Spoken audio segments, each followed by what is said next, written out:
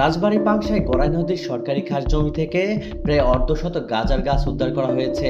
সোমবার 19 মে সকাল 6টার দিকে উপজেলার কসবা মাজাইল ইউনিয়নের গড়াই নদীর লক্ষ্মীপুর ঘাট এলাকা থেকে গাছগুলো উদ্ধার করে স্থানীয় প্রান্তিক জনকল্যাণ সংস্থার স্বেচ্ছাসেবী সদস্যরা। তবে কে বা কারা গাঁজার গাছগুলো চাষ করেছে এই বিষয়ে কিছুই জানতে পারেননি তারা। সরজমিনে গিয়ে দেখা যায় স্থানীয় যুবকদের উদ্ধার করা গাঁজার গাছগুলো ইউনিয়নের গ্রাম বাজার সংলগ্ন একটি ঈদগাহ মাঠে রাখা হয়েছে। প্রতিটি গাছের উচ্চতা 6 থেকে 8 ফিট। 43টি গাছ সেখানে দেখা গেছে।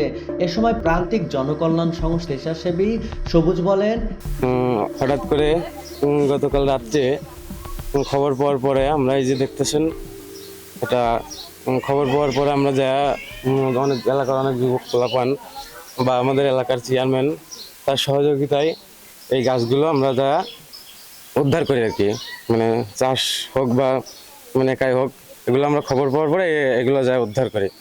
আমাদের প্রশাসন যারা আছে তাদের কাছে আমাদের অনুরোধ, ঠিক আছে, এরকম কার্যক্রম যেন এলাকায় না হয় বা কোথাও কোথাও যেন এই মাদকের কোনো কিঞ্চিত পরিমাণ যেন কোনো মাদক ছড়িয়ে যাওয়ার কোনো প্রভাব না ঘটে, তাদের কাছে আমাদের আকুল অনুরোধ। গড়াই নদীর লক্ষ্মীপুর ঘাট এলাকা থেকে গাছগুলো উদ্ধার করা হয়েছে। সেখানে গাছগুলো চাষ করা হয়েছিল কিনা বা এমনিতেই হয়েছে কিনা এই বিষয়ে আমরা কিছু জানতে পারিনি। এ সময় মিলন নামের এক স্বেচ্ছাসেবী সদস্য বলেন, এই গাজার সমালোচনাগুলো আমরা মেলা আগে শুনতেছি যে এটা চাষ হচ্ছে, কিন্তু আমরা অনেকদিনই এই স্বেচ্ছাসেবক প্রান্তিক স্বেচ্ছাসেবক যে দল যে লোকজন আমরা সবাই খুব খুঁজতেছি অনেকদিন ধরেই, কিন্তু আমরা পাচ্ছি না।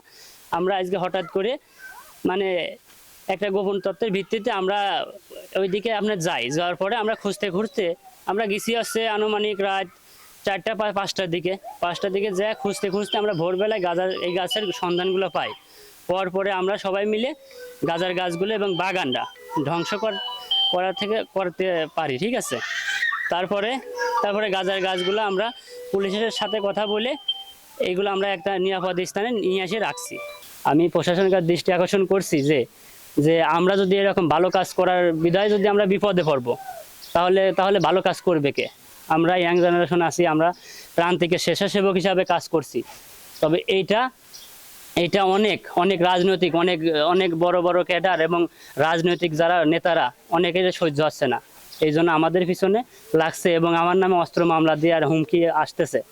আমরা প্রান্তিক জনকল্যাণ সংস্থার সহযোগিতায় এলাকায় মাদক বিরোধী কর্মকাণ্ড পরিচালনা করে থাকি। এর আগেও একজনকে মাদকসহ পুলিশের হাতে ধরিয়ে দেওয়া হয়েছে। আজকে আমরা প্রায় অর্ধশত গাঁজার গাছ উদ্ধার করতে সক্ষম হয়েছি।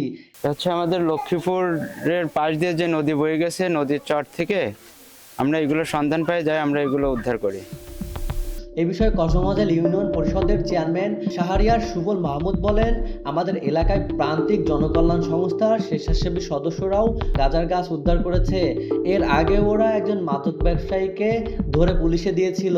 এলাকায় ওরা ভালো কাজ করে যাচ্ছে, পুলিশকে খবর দেওয়া হয়েছে। পাংশা মডেল থানার ভারপ্রাপ্ত কর্মকর্তা ওসি মোহাম্মদ সালাউদ্দিন বলেন, কসবা মাজাইল নদীর তীরে সরকারি খাস জায়গায় কে বা কাহারা গাছগুলো লাগিয়েছিল তার কোনো সন্ধান পাওয়া যায়নি। গাছগুলো চেয়ারম্যানের লোকজন উঠিয়ে নিয়ে আমাদের জানিয়েছে। ঘটনাস্থলে পুলিশ পাঠানো হয়েছে।